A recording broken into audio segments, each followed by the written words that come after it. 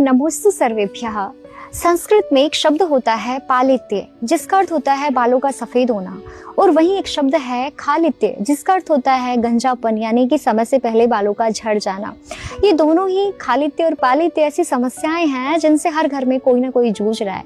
लेकिन इससे बचने के लिए प्रकृति ने हमें एक बहुत सुंदर उपहार दिया है, जिसे हम कहते हैं मेहंदी। ये मेहंदी की फ्रूटिंग है, आप देख रहे हैं। इसको हम बॉटनिकली लॉसेनिया इनर्मिस के नाम से जानते हैं, और संस्कृत में इसका बहुत सुंदर नाम है मदयंतिका, जो सुश्रुत संहिता में आया है।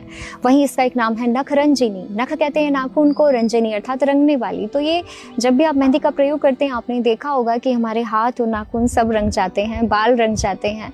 हम इसका प्रयोग कब करते हैं? जब ये हमें केमिकल्स के साथ पैकेट में बंद होकर के हमारे घर पहुंचती है, तब हम इसका प्रयोग करते हैं, जो कि इसके साथ बहुत बड़ी नाइंसाफी है। यानी कि प्रकृति ने हमें जो उपहार दिया है, हम उसका गलत तरीके से प्रयोग कर रहे हैं।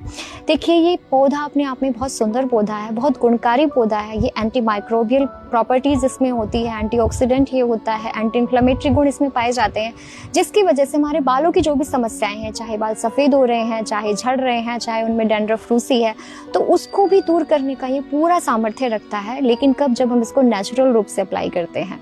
तो करना क्या है, इसके पत्तों को उबाल करके उसके पानी से सर धुलना है, या फिर इसके पत्तों को पीस करके उसका पेस्ट हमें 2-3 घंटे के लिए अपने बालों में लगा करके रखना है। तो हम कुछ ही दिनों में देखेंगे हम इससे इन रोगों से राहत पा जाएंगे।